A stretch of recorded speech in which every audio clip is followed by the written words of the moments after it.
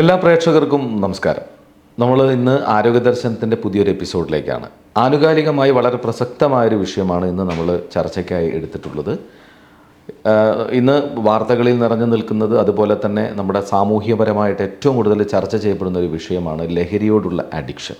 അപ്പോൾ ഏത് തരത്തിലാണ് ഈ ലഹരിയോട് അഡിക്ഷൻ ഉള്ളത്, അല്ലെങ്കിൽ എല്ലാ തരം ലഹരിയോടുമുള്ള അഡിക്ഷനാണോ, അതിൻ്റെ ഫലമാണോ പലതും ഇപ്പോൾ സമൂഹത്തിൽ സംഭവിച്ചുകൊണ്ടിരിക്കുന്ന കാര്യങ്ങൾ, ഇവയൊക്കെ ഒന്ന് ജസ്റ്റ് നമ്മൾ ചർച്ച ചെയ്യുന്നതിന് വേണ്ടി നമ്മളോടൊപ്പം പല എപ്പിസോഡ്സിലും സാർ പങ്കെടുത്തിട്ടുണ്ട്. എനിക്ക് തോന്നുന്നു ഇന്ന് കേരളത്തിൽ ഇതിനെക്കുറിച്ച് വ്യക്തമായി പറയാൻ കഴിയുന്ന ഒരു ഡോക്ടർ കൂടിയാണ് നമ്മളോടൊപ്പം ഉള്ളത്. Doctor Shafeen Haider, professor, department of psychiatry, doctor Moopen's medical college. നമുക്ക് സ്വാഗതം ചെയ്യാം. നമസ്കാരം. നമ്മൾ വളരെ ആനുകാലിക പ്രസക്തമായൊരു വിഷയമാണ്. ഇപ്പോൾ ഡോക്ടർ ഇതിനു മുൻപും ഇത്തരം വിഷയങ്ങളെക്കുറിച്ച് നമ്മൾ സംസാരിച്ചിട്ടുണ്ട്.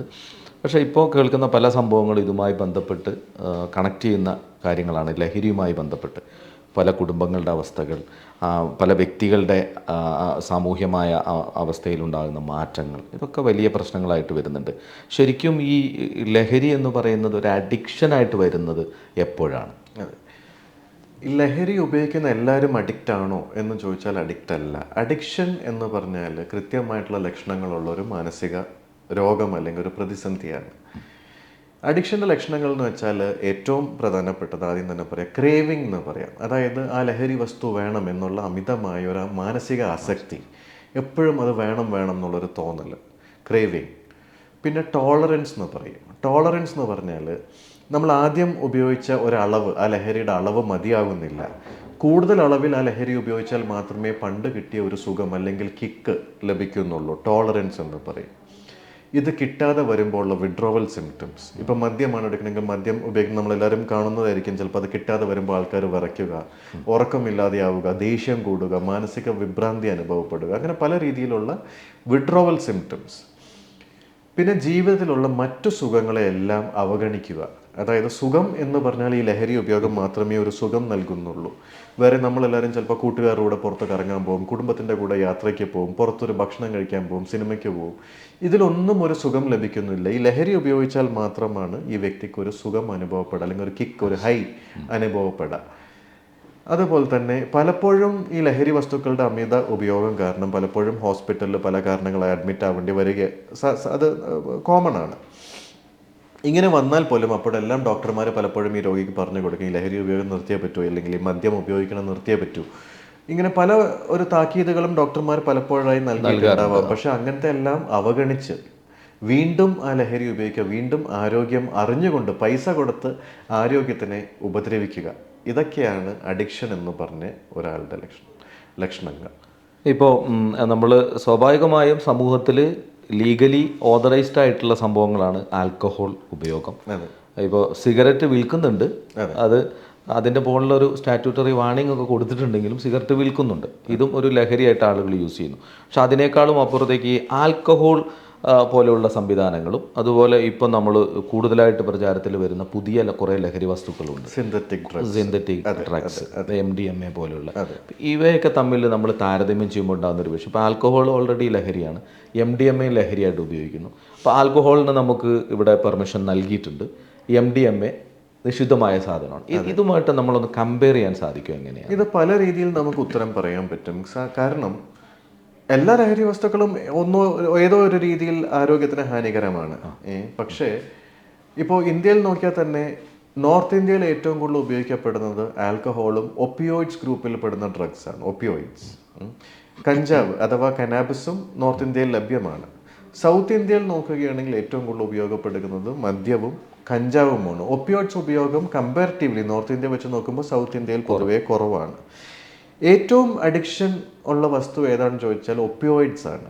ഹെറോയിനൊക്കെ അതിൽ പെടുന്ന, ഹെറോയിൻ, മോർഫിനൊക്കെ അതിൽ പെടുന്ന വസ്തുക്കളാണ്. അപ്പോൾ ഈ ഏറ്റവും അഡിക്റ്റീവ് ആയിട്ടുള്ള സാധനം ഏതാണെന്ന് വെച്ചാൽ ഒപ്പിയോയിഡ്സ് ആണ്. നമുക്കൊരു വസ്തുവിനോട് അഡിക്ഷൻ വരുമ്പോൾ നമുക്കത് മാനസികമായിട്ടുള്ള ഡിപ്പെൻഡൻസ് ഉണ്ടാവും, അതേപോലെ ഫിസിക്കൽ, അതായത് ഇത് കിട്ടാതെ വന്നാൽ ശാരീരികമായിട്ടുള്ള ലക്ഷണങ്ങളും ഉണ്ടാവാം. അങ്ങനെ ഏറ്റവും കൂടുതൽ വിഡ്രോവൽ സിംറ്റംസ് ഉണ്ടാവുന്ന വസ്തുക്കളാണ് ഒപ്പിയോയിഡ്സും, അതുപോലെ തന്നെ ആൽക്കഹോൾ. മദ്യത്തിലും അത് അത്യാവശ്യം ഇത് കിട്ടാതെ വരുമ്പോൾ ചിലപ്പോൾ സീരിയസ് ആയിട്ടുള്ള അപസ്മാരം ഉണ്ടാവാം, ഡെലീരിയം, അതായത് മാനസിക നിലയെല്ലാം തെറ്റി, സ്ഥലകാലബോധമെല്ലാം തെറ്റി അപകടത്തിൽ ചെന്ന് ചാടുന്ന മാനസികാവസ്ഥകളെല്ലാം ഈ ലഹരി വസ്തുക്കൾ കിട്ടാതെ വരുമ്പോൾ പലപ്പോഴും ഉണ്ടാവുക. ഇത് ഈ ലഹരി വസ്തുക്കൾ അമിതമായിട്ട് ഉപയോഗിച്ചത് കൊണ്ടും പലപ്പോഴും അപകടങ്ങൾ ഉണ്ടാവാം, ഇത് കിട്ടാതെ വരുമ്പോഴും പലപ്പോഴും അപകടങ്ങൾ ഉണ്ടാവാം. അപ്പോൾ അത് പല രീതിയിൽ, അതേപോലെ ഇത് ഇങ്ങനത്തെ പല വസ്തുക്കളും ഉപയോഗിച്ച് എം ഡി എം എ പോലത്തെ വസ്തുക്കളൊക്കെ ഉപയോഗിച്ച് അത് ഒരു പ്രാവശ്യം ഉപയോഗിച്ചാൽ പോലും ചിലവർക്ക് മാനസികമായിട്ടുള്ള രോഗങ്ങൾ അനുഭവപ്പെടാറുണ്ട്. ഇങ്ങനത്തെ മാനസിക ലക്ഷണങ്ങളിൽ പ്രധാന ലക്ഷണങ്ങളാണ് ഒന്ന് ഹാലൂസിനേഷൻസ്, ഇല്ലാത്തതൊക്കെ ചിലപ്പോൾ കേൾക്കുക, ഇല്ലാത്തതൊക്കെ കാണുക, അതായത് റിയാലിറ്റിയിൽ നിന്നും ദൂരെ പോവുക, നമുക്ക് നമ്മുടെ റിയാലിറ്റി നഷ്ടപ്പെടുക എന്നതാണ് അതിൻ്റെ ഒരു പ്രധാന ലക്ഷണം. അതുപോലെ തന്നെ സംശയ രോഗങ്ങൾ, ഡെലൂഷൻസ് ഉണ്ടാകും, അതായത് ഒരു അടിസ്ഥാനവും ഇല്ലാത്ത ഉറച്ച സംശയങ്ങൾക്കാണ് ഡെലൂഷൻസ് എന്ന് പറയാം. ചിലപ്പോൾ നമ്മൾ കാണുന്ന രോഗികളെ കാണുന്ന അവരൊക്കെ എന്നെ ഉപദ്രവിക്കാൻ ശ്രമിക്കുന്നു, അയൽവാസികൾ എന്നെ കൊല്ലാൻ ശ്രമിക്കുന്നു, എൻ്റെ വീട്ടുകാർ എനിക്ക് ഭക്ഷണത്തിൽ വിഷം ചേർത്ത് തരുന്നു എന്നുള്ള ഡെലൂഷൻസ്, അല്ലെങ്കിൽ അടിയുറച്ച യാതൊരു അടിസ്ഥാനവും ഇല്ലാത്ത സംശയങ്ങൾ ഉണ്ടാവുക. ഇന്ന് നമ്മൾ ന്യൂസ് പേപ്പറിൽ വായിക്കുന്ന പല അപകടങ്ങളും, പല ആത്മഹത്യകളും, പല കൊലപാതകങ്ങളും ഇങ്ങനത്തെ ലക്ഷണങ്ങൾ, ഈ ഡെലൂഷൻസും ഹാലൂസിനേഷൻസും കാരണമാണ് പലപ്പോഴും ഇങ്ങനത്തെ ലക്ഷണങ്ങൾ ഉണ്ടാവുക. ഇപ്പോൾ ഈ ലഹരി ഉപയോഗം ഒരു കാലത്ത് നമ്മുടെ ആൽക്കഹോളിക്ക് മാത്രമായിട്ട് മദ്യത്തിലൊക്കെ ഒതുങ്ങി നിന്നിരുന്നു, ഇത്ര ഒരു സ്പ്രെഡായിട്ട് വരാനുള്ള ഒരു കാരണം എന്തായിരിക്കും ശരിക്കും? അത് ഏറ്റവും കൂടുതൽ വരുന്നത് പുതിയ തലമുറ കുട്ടികളാണ് എന്നുള്ളത്. അതെ. ഇപ്പം ഞങ്ങളുടെയൊക്കെ കോളേജ് ലൈഫും കാരണങ്ങളൊക്കെ ആ സമയമൊക്കെ നോക്കിയായിരുന്നെങ്കിൽ ഒരു മദ്യം കൂടിപ്പോയാൽ ഒരു കഞ്ചാവിലോ അങ്ങനെയൊക്കെ എന്തെങ്കിലും ഒതുങ്ങിയിരുന്നൊരു കാലമാണ്. പക്ഷേ ഇന്ന് പലപ്പോഴും പല ടൈപ്പുള്ള ലഹരി വസ്തുക്കൾ, MDMA, LSD, എക്സ്റ്റസി, അങ്ങനെ പല രീതിയിലുള്ള കെമിക്കൽ ഡ്രഗ്സ് പലപ്പോഴും. അപ്പോൾ അത് ആ ഒരു ഡ്രഗ്സാണ് ഇടയ്ക്ക് വെച്ച് നിയന്ത്രണം, മദ്യത്തിനൊക്കെ നിയന്ത്രണം വന്ന സമയത്താണ് ഈ വസ്തുക്കളൊക്കെ കൂടുതലും കേരളത്തിലോട്ട് ഒഴുകി വന്നത്. അപ്പോൾ എൻ്റെ അടുത്ത് ചോദിച്ചാൽ അത് കൂടുതൽ പാരൻറ്റിങ് സ്റ്റൈൽസ് എല്ലാം ശ്രദ്ധിക്കേണ്ട കാര്യങ്ങളാണ്. അപ്പോൾ ഇന്നത്തെ ഒരു തലമുറയുടെ പ്രത്യേകത എന്ന് വെച്ചാൽ അച്ഛനും അമ്മയും ജോലി ചെയ്യുന്ന ഒരു തലമുറയാണ് എന്നുള്ളത്, അല്ലേ? അപ്പോൾ കുട്ടികൾക്ക് പലപ്പോഴും ഒരു അച്ഛനും അമ്മയ്ക്കും വേണ്ടത്ര ശ്രദ്ധ കൊടുക്കാൻ പറ്റാറില്ല. അപ്പോൾ പലപ്പോഴും അമിതമായ ദേഷ്യം അച്ഛനും അമ്മയും കുട്ടികളോട് പ്രകടിപ്പിക്കുമ്പോൾ അമിതമായിട്ടുള്ള ദേഷ്യമൊക്കെ പ്രകടിപ്പിക്കുമ്പോഴുള്ള ബുദ്ധിമുട്ടെന്ന് വെച്ചാൽ കുട്ടികൾക്ക് അച്ഛനും അമ്മേനോടും പലതും തുറന്നു പറയാൻ പറ്റാതെയാവുകയാണ്, പേടിച്ചിട്ട്. കാരണം അച്ഛനും അമ്മയും ജോലി തിരക്കും അവരുടെ തലവേദനകളെ കാരണമായിരിക്കാം പെട്ടെന്ന് കുട്ടികളോട് ചൂടാവുന്നത്. പക്ഷേ കുട്ടികളോട് ചൂടാവുമ്പോൾ അച്ഛനും അമ്മയിൽ ഉള്ള ഒരു ആത്മവിശ്വാസമാണ് ഈ കുട്ടികൾക്ക് നഷ്ടപ്പെടുന്നത്. അപ്പോൾ കുട്ടികൾക്ക് എന്തെങ്കിലും മാനസികമായിട്ട് ബുദ്ധിമുട്ടുകൾ വന്നാലോ അല്ലെങ്കിൽ എന്തെങ്കിലും ആഗ്രഹങ്ങളൊക്കെ തോന്നിയാലോ അവർ അച്ഛനമ്മമാരോട് പറയുന്നതിന് പകരം പല കൂട്ടുകെട്ടുകളോടാണ് പറയുന്നത്. പലപ്പോഴും ഈ കൂട്ടുകെട്ടുകൾ തെറ്റിപ്പോവാറുണ്ട്. അതുപോലത്തെ എക്സ്ട്രീം ഇങ്ങനത്തെ ലഹരി വസ്തുക്കളോടൊക്കെ ഉള്ളൊരു എക്സ്ട്രീം, അതായത് മദ്യം, സിഗരറ്റ്, അങ്ങനത്തെ പല സാധനങ്ങളോടുള്ള ഒരു സുഖമല്ലാത്തൊരു ലീഗലൈസേഷൻ ഉണ്ട്. ഇപ്പോൾ ഏറ്റവും കൂടുതൽ ഉപദ്രവം ഉണ്ടാകുന്ന ഒരു സാധനമാണ് സിഗരറ്റ് എന്തുകൊണ്ടാണ് ലീഗൽ എന്ന് ചോദിച്ചാൽ അതിനൊരു ഉത്തരവില്ല. അതെന്തിനാണ് വിൽക്കുന്നത് എന്ന് ചോദിച്ചിട്ടുണ്ടെങ്കിൽ അതിന് ശരിക്കും പറഞ്ഞാൽ സ്റ്റാറ്റ്യൂട്ടറി വാർണിംഗ് ഹിറ്റ് അതുകൊണ്ടൊന്നും അതിൽ, കാരണം ഒരു സിഗരറ്റിന് അഡിക്റ്റ് ആയ ഒരാൾക്ക് ഒരു വാർണിംഗ് കണ്ടിട്ട് അത് അയാൾ വലിക്കാതിരിക്കാനൊന്നും പോകുന്നില്ല.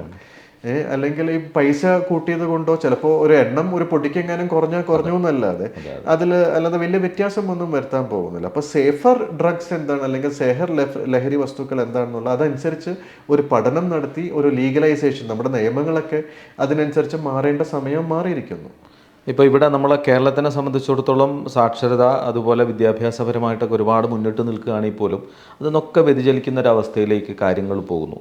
എനിക്ക് തോന്നുന്നു ക്രൈം റിപ്പോർട്ട്സ് വല്ലാതെ കൂടിയിട്ടുള്ളൊരു കാലത്താണ് നമ്മൾ ജീവിക്കുന്നത്. അത് ഒരാൾ മറ്റൊരാളെ എന്നുള്ളതിനപ്പുറത്തേക്ക് സ്വന്തം കുടുംബത്തിലെ മുഴുവൻ ആളുകളെ, അല്ലെങ്കിൽ സ്വന്തം അയൽവാസിയെ, സ്വന്തം ഉമ്മയെ മകൻ കൊല്ലുന്നു, ബാപ്പ മകനെ കൊല്ലുന്നു, ഇങ്ങനെ വളരെ ചിന്തിക്കാൻ കഴിയാത്തതിനപ്പുറത്തേക്ക് കാര്യങ്ങൾ മാറി മറിഞ്ഞൊരു കാലത്താണ് ജീവിക്കുന്നത്. അപ്പോൾ ഈ ലഹരി ഉപയോഗത്തിൻ്റെ ഇത് കുറയ്ക്കാൻ എന്ത് ചെയ്യാൻ പറ്റും? ഇങ്ങനെ ഒരു കാലഘട്ടം വരും എന്നുള്ളത് സയൻസ് പണ്ടേ അത് പ്രവചിച്ചൊരു കാരണമാണ്. കാരണം ഇങ്ങനത്തെ അഡിക്സ് എന്ന് ഏറ്റവും കൂടുതൽ മദ്യം, ശരിക്കും ഒരു വസ്തുവിന് അഡിക്റ്റ് ആയാൽ രണ്ട് രീതിയിലാണ് അയാൾ അവസാനിക്കാൻ ചാൻസ്. ഒന്നല്ലെങ്കിൽ ഒരു പ്രായം എത്തിക്കഴിയുമ്പോൾ അയാൾക്ക് മനസ്സിലാവും എല്ലാം നഷ്ടപ്പെട്ടു, ഇനി തിരിച്ചു വരവില്ല ജീവിതത്തിലോട്ട്, ഇനി എനിക്ക് നഷ്ടപ്പെട്ടതൊന്നും തിരിച്ചു കിട്ടാൻ പോകുന്നില്ല. അങ്ങനത്തെ ഒരു വ്യക്തി പലപ്പോഴും ആത്മഹത്യയിൽ ചെന്ന് അവസാനിക്കാറുണ്ട്.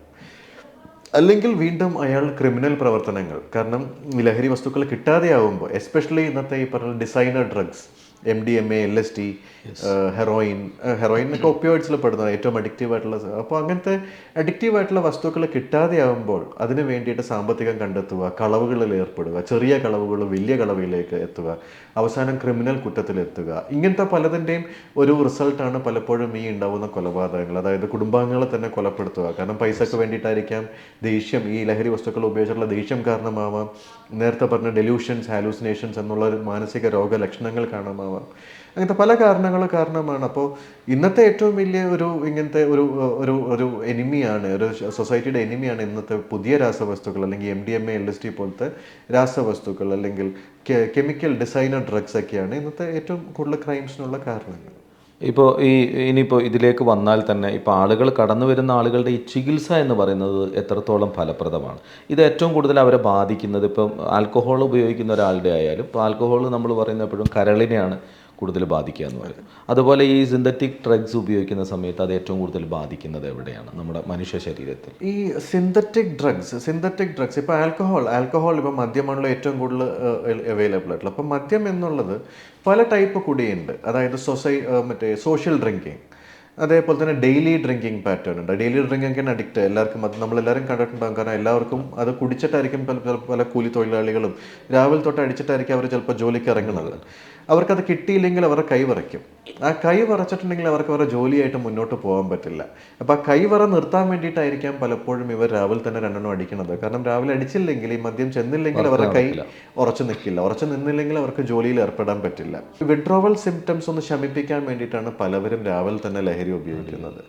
ഇപ്പോൾ ഡിസൈനർ ഡ്രഗ്സ്, ഈ MDMA, LSD ഒക്കെ പോലത്തെ ഡ്രഗ്സ് നമ്മൾ എടുക്കുകയാണെങ്കിൽ ഒറ്റ ഉപയോഗം കാരണം തന്നെ ചിലപ്പോൾ അവർക്കൊരു മാനസിക ബുദ്ധിമുട്ടുണ്ടാവാം. ചിലവർക്ക്, എല്ലാവർക്കും വരണം എന്നില്ല. പക്ഷെ നമ്മൾക്ക് അറിയില്ല ഇത് ആർക്കാണ് ഇത് വരാം, ആർക്കാണ്.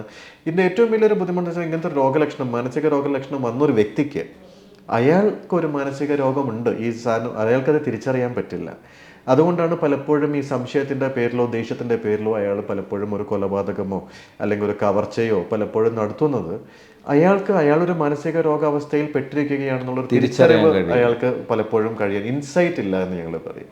ഈ ട്രീറ്റ്മെന്റിലേക്ക് വരുന്ന സമയത്ത് അങ്ങനെ അത് എത്ര സമയം കഴിഞ്ഞാൽ പിന്നീട് ഓരോ ലഹരി വസ്തുക്കളും തരുന്ന കിക്ക് ഡിഫറെൻ്റ് ആണ്. ഇപ്പം മദ്യത്തിൻ്റെ കിക്കായിരിക്കില്ല ചിലപ്പോൾ കഞ്ചാവ് തരുന്നത്, കഞ്ചാവിൻ്റെ കിക്കായിരിക്കില്ല MDMA തരുന്നത്. അപ്പോൾ ഓരോ രാസവസ്തുക്കളും തരുന്ന കിക്ക് വ്യത്യാസമുള്ളതാണ്. അതുപോലെ തന്നെ ഓരോ വസ്തുക്കളുടെയും ചികിത്സ ഡിഫറെൻ്റ് ആയിട്ടുള്ള രീതികളിലാണ്. ഇപ്പം മദ്യമാണെങ്കിലും ഇപ്പം നേരത്തെ പറഞ്ഞ ഹെറോയിൻ, ഒപ്പിയോയിഡ്സ് എന്നൊക്കെ പറഞ്ഞതാണെങ്കിൽ നമുക്ക് പലപ്പോഴും മരുന്നുകളുണ്ട്, അതൊക്കെ നിർത്തിപ്പിക്കാനുള്ള മരുന്നുകളും കാര്യങ്ങളുണ്ട്. പക്ഷേ ഇതിന് ഏറ്റവും ആദ്യം വേണ്ടത് എനിക്കൊരു പുതിയ ജീവിതം വേണം എന്നുള്ള രോഗിയുടെ സത്യസന്ധമായ ഒരു ആഗ്രഹം ഉണ്ടെങ്കിൽ മാത്രമേ ഈ മരുന്നുകളൊക്കെ കൊടുത്തിട്ട്, അപ്പോൾ അങ്ങനെ നിർത്തണം എന്നുള്ള ആഗ്രഹം ഉള്ളൊരു ഒരു രോഗിയാണെങ്കിൽ നമുക്ക് 100% ആ രോഗിയെ. അതേപോലെ തന്നെ ഇപ്പോൾ മരുന്നുകളില്ലാത്ത രോഗങ്ങളോ അല്ലെങ്കിൽ അവസ്ഥകളാണെങ്കിൽ അതിനുള്ള കൗൺസിലിംഗ് ഉണ്ട്, സൈക്കോതെറാപ്പി ഉണ്ട്. പലപ്പോഴും ഡി അഡിക്ഷന് നമ്മൾ കുറച്ച് ദിവസങ്ങൾ കൂടി, ഇപ്പോൾ നമ്മൾ നാട്ടിലെല്ലാം ഇങ്ങനെ ധ്യാനമായിക്കോട്ടെ ചികിത്സ 21 ദിവസം, 1 മാസം, 3 മാസം ഒക്കെയാണ് അഡിക്ഷൻ്റെ ഒരു കണക്കുകൾ. കാരണം എത്ര ദിവസം അവർക്ക് ഈ ലഹരി വസ്തുക്കളിൽ നിന്നോ അല്ലെങ്കിൽ അങ്ങനത്തെ ഒരു സാഹചര്യത്തിൽ നിന്നോ മാറി നിൽക്കാൻ പറ്റും, അത്രയും നല്ലതാണ് ആ രോഗിക്ക്. അപ്പോൾ നമ്മളത് മരുന്നുകളായിട്ടുള്ള ചികിത്സയുണ്ട്, കൗൺസിലിംഗ്, സൈക്കോതെറാപ്പി പോലത്തെ ചികിത്സയുണ്ട്. ഏറ്റവും പ്രധാനപ്പെട്ട ഘടകം ഈ ഒരു അഡിക്റ്റിന് നമ്മൾ തിരിച്ച് ജീവിതത്തിലോട്ട് കൊണ്ടുവരണമെങ്കിൽ അവരുടെ വീട്ടുകാർ ചെയ്യേണ്ട കാര്യങ്ങൾ. വീട്ടുകാർക്ക് പലപ്പോഴും അറിയില്ല അവർക്ക് എങ്ങനെ ഇതിനെ നേരിടണം എന്നുള്ളത്. പലപ്പോഴും വീട്ടുകാർ ചെയ്യുന്നത് ഒരു വെറുപ്പ് കാണിക്കുക, അല്ലെങ്കിൽ ഒരു ദേഷ്യം കാണിക്കുക, അവഗണിക്കുക, അങ്ങനെയൊക്കെയാണ് പലപ്പോഴും വീട്ടുകാർ. അതല്ല അതിൻ്റെ രീതി.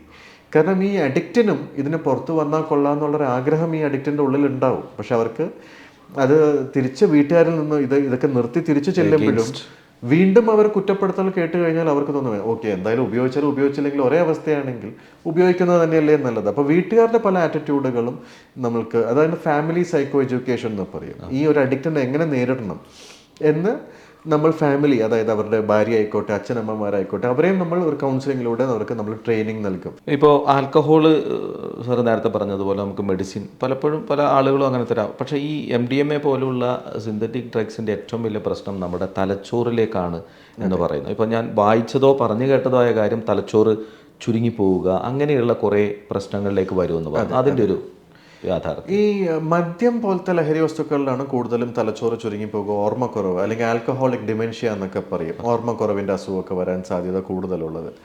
ഈ MDMA, LSD പോലത്തെ സാധനം അതൊക്കെ ചിലപ്പോൾ ഈ MDMA എന്നൊക്കെ പറഞ്ഞാൽ സ്റ്റിമുലൻറ്റ് പ്ലസ് ഹാലൂസിനോജൻ ആണ്. LSD എന്നൊക്കെ പറഞ്ഞ ഒരു ഹാലൂസിനോജൻ ആണ്. അത് ഹാലൂസിനേഷൻസ്, അതായത് ഇല്ലാത്തതൊക്കെ കാണാനും കേൾക്കാനും ചിലപ്പോൾ കൂടുതൽ ഹാലൂസിനേഷൻസും ഡെലൂഷൻസ് ഒക്കെ ഉണ്ടാവാം.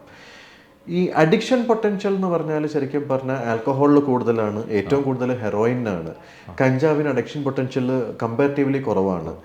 ഈ MDMA പോലത്തെ സാധനങ്ങൾക്ക് അഡിക്ഷൻ പൊട്ടൻഷ്യൽ കുറവാണ്. പക്ഷെ അതിൻ്റെ ഒരൊറ്റ ഉപയോഗം കാരണം ചിലപ്പോൾ മാനസിക രോഗത്തിൽ എത്തിച്ചേരാം. അതാണ് അതിൻ്റെ ഒരു അപ്പോൾ അത് ഇപ്പം മദ്യമാണെങ്കിൽ ചിലപ്പോൾ അങ്ങനത്തെ ഒരു മാനസിക രോഗം ഒരുപാട് വർഷം ഒരുപാട് ഉപയോഗിച്ചാൽ കഴിയുമ്പോഴേ ചിലപ്പോൾ ഇങ്ങനത്തെ മാനസിക. പക്ഷേ MDMA പോലത്തെ വസ്തുക്കളൊക്കെ ചിലപ്പോൾ ഒറ്റ ഉപയോഗത്തിൽ തന്നെ ചിലപ്പോൾ അവർക്ക് മാനസിക രോഗങ്ങൾ അനുഭവപ്പെടാം. അപ്പോൾ അത് അഡിക്ഷനിലും കൂടുതൽ അതിൽ വരാൻ സാധ്യത ഈ മാനസിക രോഗങ്ങളാണ്. പൊതുവെ ലഹരികളുടെ ഉപയോഗം തീർച്ചയായും കുറയ്ക്കണം എന്ന് തന്നെയാണ് നമുക്ക് പറയാൻ സാധിക്കുക, അല്ലേ? ലഹരി ഉപയോഗം പരമാവധി കുറച്ചാൽ ശരീരത്തിനുണ്ടാകുന്ന ആരോഗ്യവും ലഹരി ഉപയോഗിക്കുമ്പോഴും ആരോഗ്യത്തിനുണ്ടാകുന്ന മാറ്റവും, അല്ലേ, അത് കമ്പാരിറ്റീവ്ലി നമുക്ക് എത്ര വ്യത്യാസമാണെന്ന് പറയാൻ പറ്റും? നമുക്ക് ഒരു ജീവിതമാണല്ലോ ലഹരി, അല്ലേ? നമുക്ക് പല രീതിയിൽ നമ്മൾ എന്തിനാണ് ഈ ലഹരി വസ്തുക്കളെല്ലാം ഉപയോഗിക്കുന്നത്? പലപ്പോഴും സന്തോഷം കിട്ടാൻ വേണ്ടിയിട്ടാണ്. നമ്മൾ അതിന് പകരം പല രീതിയിലുള്ള സന്തോഷങ്ങൾ, ഇപ്പോൾ കായിക വിനോദങ്ങളുണ്ട്, യാത്രകൾ ചെയ്യാം. അപ്പോൾ ഒരു നോർമൽ ലൈഫിൽ നമ്മൾക്ക് ഇങ്ങനത്തെ കാര്യങ്ങളിലൂടെ നമ്മൾക്കൊരു കിക്ക് കിട്ടാൻ സാധിക്കുന്നതാണ്, അല്ലേ? പലപ്പോഴും ഈ എക്സ്ട്രാ കിക്കിന് വേണ്ടിയിട്ടാണ് പലപ്പോഴും. അപ്പോൾ നമ്മുടെ ഇപ്പോൾ നേരത്തെ പറഞ്ഞ പോലെ ഈ നിയമപരമായിട്ട് ചിന്തിക്കുമ്പോഴും സേഫർ ഡ്രഗ്സ് ലീഗലാക്കുകയും അതിനൊക്കെ ഒരു നിയന്ത്രണം വെക്കുകയും ചെയ്താൽ നല്ലതായിരിക്കും. അതുപോലെ ഈ ഏറ്റവും ഡേഞ്ചറസ് ആയിട്ടുള്ള ഇതേപോലത്തെ MDMA, LSD പോലത്തെ സാധനങ്ങളൊക്കെ സമൂഹത്തിൽ കിട്ടാതെയാവുകയും വേണം. അതുപോലത്തെ ഒരു ലെജിസ്ലേഷൻ ആവശ്യമുണ്ട്. കാരണം വേറൊരു രീതിയിലുള്ള ശരിക്കും ഈ നമ്മളിപ്പോൾ കൗൺസിലിംഗ് ചെയ്യുമ്പോൾ ഒരു അഡിക്റ്റിനെ തിരിച്ച് ജീവിതത്തിലോട്ട് കൊണ്ടുവരാൻ നമ്മൾ പറയും ഇപ്പം നമുക്ക് ജീവിതത്തിൽ സന്തോഷം കിട്ടാൻ വേറെയും മാർഗ്ഗങ്ങളുണ്ട്. ഈ ഒരു അഡിക്റ്റിന് പലപ്പോഴും ആ ഒരു മാർഗ്ഗങ്ങളിലൂടെ സന്തോഷം ലഭിക്കുക അത് നഷ്ടപ്പെട്ട് കഴിഞ്ഞു അവർക്ക്. കാരണം ഏതൊരു രീതിയിലും സന്തോഷം, ഇപ്പോൾ ഒരു യാത്രയ്ക്ക് പോകണമെങ്കിലും അവർക്ക് ഇത് വേണം, ഒരു കല്യാണം ലഹരി വസ്തുവിടെ ഉപയോഗം വേണം, ഒരു സിനിമയ്ക്ക് പോകണമെങ്കിലും അവർക്ക് രണ്ടെണ്ണം അടിച്ചാലേ അവർക്ക് അതൊരു ആസ്വദിക്കാൻ പറ്റുള്ളൂ. അപ്പോൾ അങ്ങനെ ഒരു അഡിക്റ്റായി കഴിഞ്ഞു. അതായത് ജീവിതത്തിലെ മറ്റു സുഖങ്ങളൊന്നും ഇവർക്ക് ഈ ലഹരി വസ്തുക്കളുടെ സഹായം ഇല്ല. ഒരു സുഖം അനുഭവിക്കാൻ മറ്റൊരു സുഖം എക്സ്ട്രാ വേണ്ടി വരും, മറ്റൊരു സുഖത്തിന് അഡിക്റ്റായി. അതായത് ഇത് ഇല്ലെങ്കിൽ എനിക്ക് ആ സുഖവും അനുഭവിക്കാൻ പറ്റാത്ത ഒരു രീതിയിലാണ് ഈ അഡിക്റ്റിൻ്റെ ജീവിതം പോയിക്കൊണ്ടിരിക്കുന്നത്. അതുകൊണ്ടാണ് അവർക്ക് ഇപ്പോൾ ഏതൊരു ഫംഗ്ഷന് പോകണം, ഒരു പാർട്ടിക്ക് പോകണം, അതിന് മുമ്പേ അവർക്ക് എങ്ങനെയെങ്കിലും ഒളിച്ചു പോയി രണ്ടെണ്ണം അടിക്കണം.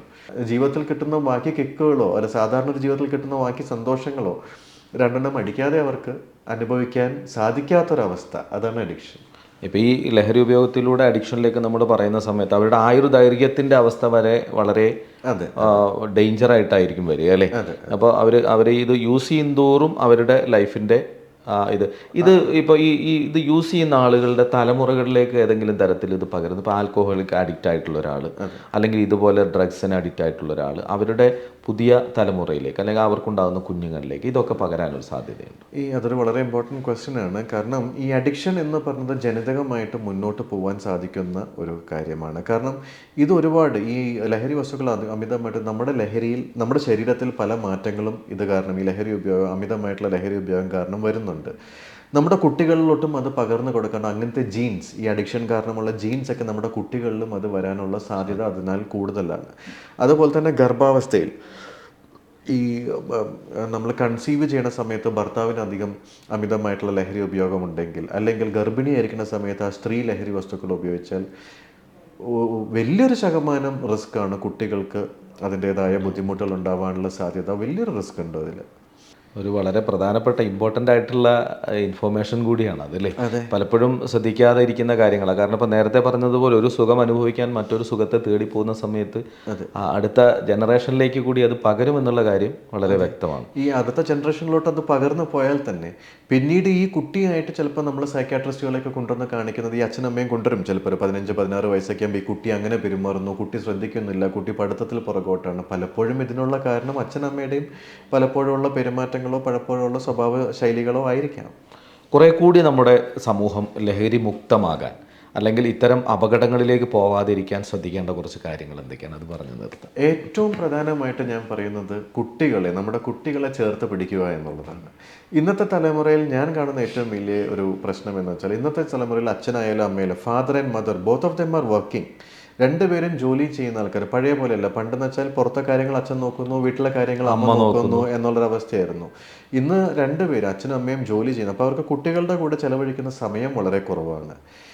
ഈ കുട്ടികളുടെ അതേപോലെ ചിലപ്പോഴും ഈ പറഞ്ഞ പോലെ രണ്ട് പേരൻസും വർക്കിംഗ് ആയിരിക്കുമ്പോൾ വീട്ടിൽ വന്നിട്ടുള്ള ടെൻഷനൊക്കെ അവർ ചിലപ്പോൾ അമിതമായിട്ട് പ്രതികരിക്കാം, ദേഷ്യപ്പെടാം, കുട്ടികളോട് അടിക്കാം ചിലപ്പോൾ അമിതമായിട്ട്. അപ്പോൾ അങ്ങനെയൊക്കെ ചെയ്യുമ്പോൾ കുട്ടികൾക്ക് മാതാപിതാക്കളോടുള്ള ഒരു ആത്മവിശ്വാസമാണ് അവിടെ നഷ്ടപ്പെടുന്നത്.